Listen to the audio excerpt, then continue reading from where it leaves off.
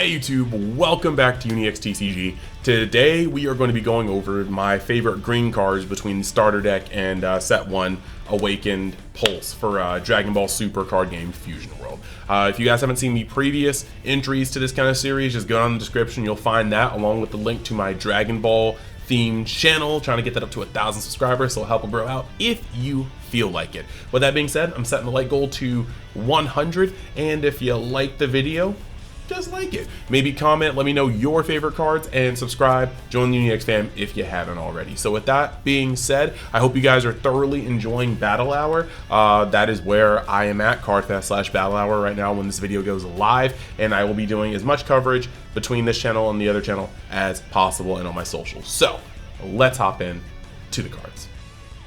Alrighty then, so we are going to start off, of course, with the starter deck cards. Instead of the face card, the Broly, which is a little too costly and I don't really think really slides into any of the strategies going into set 1's meta, we are looking at the Turles, which I think can fit very well in the Gohan strategy, being a sand that can be searched with the Gohan. But right here, it's a 5 cost, 30k power, 5k combo value that has critical, and on play you add 1 card with the cost of 3 or more from your drop tier energy. So easy dub there. All you gotta do is combo with something that costs 3 or more, and then this card, when it gets played, can ramp you 1. Doesn't come in tapped, so you can use that energy immediately for a defensive card on the crackback. So really digging this card, and that 30k critical pressure is nothing to sneeze at. Being a 5 cost, it's going to be fairly limited on what can remove it. Red will probably have the easiest time because it's at that weird 30k threshold that red does not have a problem getting to or removing.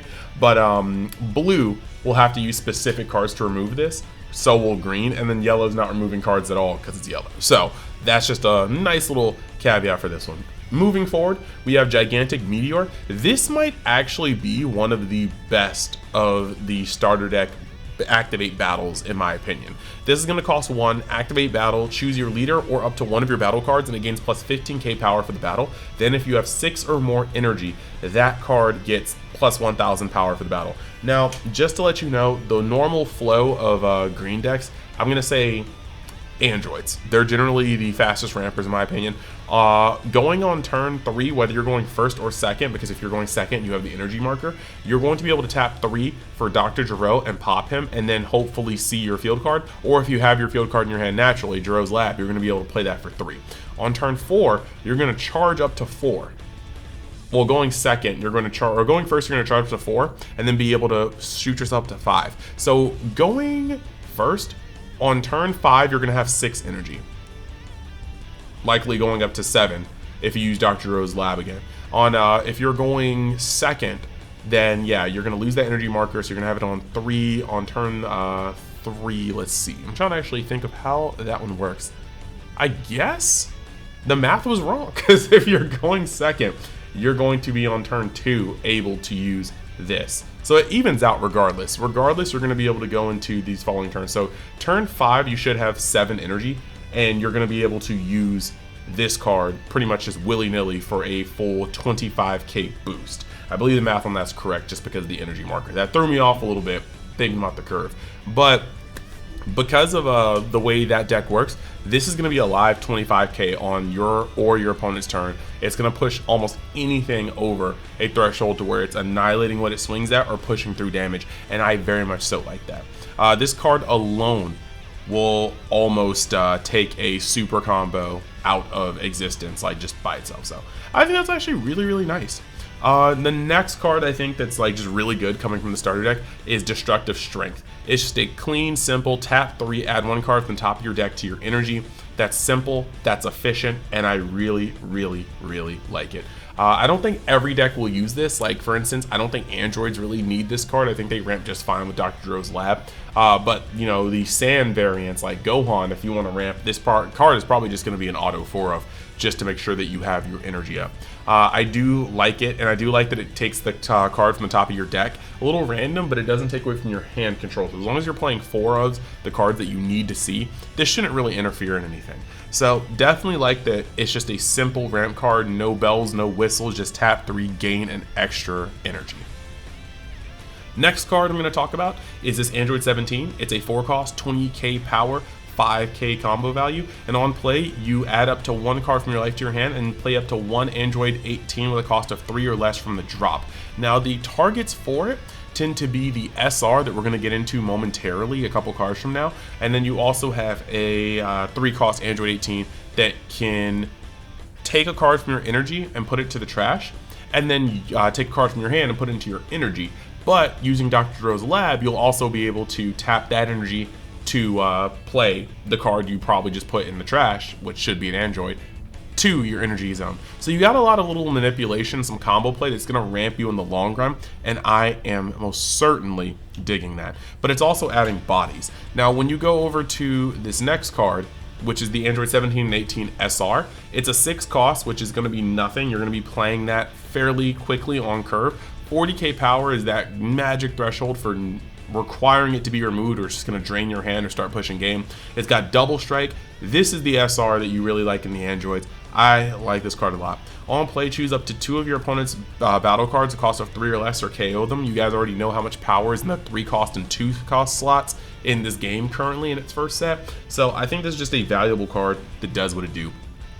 Next, we're going to move over to this Android 18 SR.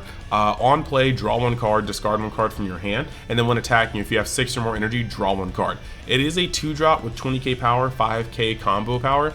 However, because of the second effect where you have 6 more energy, by the time you can use this, I found in most cases, by the time you can use this effect, your deck is getting thinner and thinner. So it's really just to make sure you get all the rest of the cards to your hand and make sure you can overpower your opponent, because it's not like you're going to be setting up your hand with this effect. This effect comes into play in the later stage of the game when you should already be established. But either way, it's an excellent card. It can be brought out from that 4 cost 17 I just told you about. Now this next card is the opposite of that 4 cost 17. It's the 4 cost 18. Same exact cost, same exact stats, same exact combo value, and the same effect, except instead of just self-awakening and bringing out an 18 from the trash, it self-awakens and brings out a 17 from the trash. Now with the 17s, there's like one that's critical. I think it's a 2 cost critical. There's another one that's just a vanilla. I'm going off the top of my head. Been a busy day. There's a 3 cost vanilla that has 25k power that can be brought out. This is great. Self-awakening, playing this card, and then playing a 25k vanilla from the trash to also swing is an excellent swing in tempo, momentum. You're building a board, you're bringing yourself closer to awakening. All in all, very strong card. The next card I'm going to talk about is this Gohan, this Son Gohan childhood. A lot of you guys have been talking about this since it was spoiled. 6 cost, 35k power, that's a whopping amount, 5k combo value, and on play add the top card of your deck to your life. If you guys have been testing, you know that green has some lackluster turn 1, 2, 3s, and even 4 is kind of a setup turn. So being able to finally get back into the game by playing this ginormous body and gaining a life after you've potentially been taking quite the walloping is a very strong tactic. I do think this card is a very fine card. It's simple, it's straightforward. I'm scared of it in the future. I'm just going to put that out there as a warning, because eventually we're going to get some green decks that do not sit there just trying to establish higher amounts of energy in the first 3 to 4 turns of the game. And when you have a green deck that can be aggressive in the first couple turns, but then turn around and play a 6 cost like this, that may be a problem. We'll see. Not set 1's problem, maybe set 2 or 3's problem.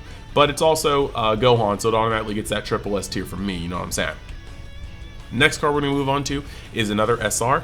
This is a 4 cost Vegeta, 20k power, 10k combo power, and then you're looking at on play, add up to 1 card at the cost of 3 or more from your drop tier energy, so it's ramp the moment you play it at 4, and then activate main once per turn. Discard 1 card from your hand, choose up to 1 of your opponent's battle cards, the cost of 2 or less, and KO it. As you guys can see, there's a lot of good 2 costs this could apply to. Ramp with a little bit of destruction, great. 20k isn't the best stat line for 4 cost, but it's doing enough to make it valuable, I feel like. Ramp should be a very hard skill to come by, so I don't mind a card being understated if it has that. On top of that, it's a 10k combo value, so it's going to be good in your hand or on the field. Definitely digging it. Now, the next card that I'm going to talk about is actually Dr. Gero's Lab. This card is actually just amazing. I'm very surprised that we got a card like this out of the gates. It is a 3 cost field card, and then activate main, pay a green, switch it to rest mode. If your leader is Android 17, add up to 1 card with Android and its special traits from your drop to your energy. Couple things about this, I'm so glad they didn't just leader lock it to green Android, because that means when we inevitably get a Cell leader, it's not just going to be shoved right into that. They clearly are thinking down the line. If we get like a Magenta Cell Max leader or something like that, or a Gamma leader, and if it's in green, we won't be getting this card just kind of stinking up the place, ramping in a deck that wasn't intended for it to be ramped. So I'm very glad that this is right up, just straight up leader locked. But it's a very powerful effect. Not only can you play it for 3, but you can also play Dr. Gero, immediately KO. And I love the way they did this design, it's very slick. You can KO the Gero, play this, and the next turn, when you turn it sideways and pay a green, you already have the cost fulfilled. You are picking up that Gero in the grave because he has the Android trait, and you're putting it into your energy. Very, very, very well done card. Specific, so you don't have to worry about it being splashed in other decks later until they make another 17. I like it. Then last but not least, you have this SCR. And this SCR is very interesting because before this got spoiled, I felt like green was already in a very good place regardless. And then this SCR dropped, and it's a 7 cost, 50,000 power. That is the highest base power we have in this entire game. On play, discard 1 card from your hand, choose all of your opponent's battle cards with cost 5 or less and KO them. Then this card cannot attack for the turn. If you are not playing maybe a couple of cards in the entire set, like I think it's really just Goku Black if I'm not mistaken, and then some green cards, this guy wipes whatever board he is played into. No hesitation. However, he does cost 7, which isn't a problem in the Androids. Maybe a little stickier to hit in the Gohan deck, but not a problem for the Androids. The issue is that normally I don't feel like I need to wipe the board. So we're gonna have to see. This might be a nice 1 of, 2 of, just to make sure that if you need to press that oh crap button, you got that oh crap button hiding away, ready to be pressed. But so far, I need to test a little bit more to see if this card comes into play. But with that being said, that is all we have for this one. I hope you guys enjoyed my take on these green cards. Make sure you go back and watch the other videos. Make sure you go back and watch the vlog for the live stream for the beta. Depending on the time I have at Battle Hour, I'll be uploading just some play sessions with the beta, bringing my little mobile setup. So we'll see about that. But yeah, keep it tuned. Keep yourself tuned to the channel. But also, if you like Dragon Ball in general, I will be trying to get over to Battle Hour to get some information for Dokkan, Legends, Sparking Zero, and I'll be putting that on UniXDB. So if you like Dragon Ball news in general, make sure you go over and sub to that channel and stay tuned there as well. So thank you guys. I'm gonna move over to the Patreon shout out, and you guys have a great day. Alright, we are back at it again with another Patreon shout out. Thank you guys for doing everything that you do and helping support the channel in just an extra stretch sort of way. On this Patreon, you're going to find articles that are a little too long for me to put on the channel in video form for both One Piece card game as well as Dragon Ball Super card game Fusion World. Now, I will be getting back to One Piece after Nats. Right now, there's kind of not that much to talk about, but we also are going to jump right back into product giveaways as soon as I can get my hands on it. So yeah, that being said, I do want to give a special vocal shout out to the realm of Xers, the guys that take the extra step to help support the boy. This is the Burars, the Brycars, the Big Daddy Flapjacks. Thank you guys for doing what you do, and I appreciate it the most. But yeah, I'll see you guys in the next video or next article later.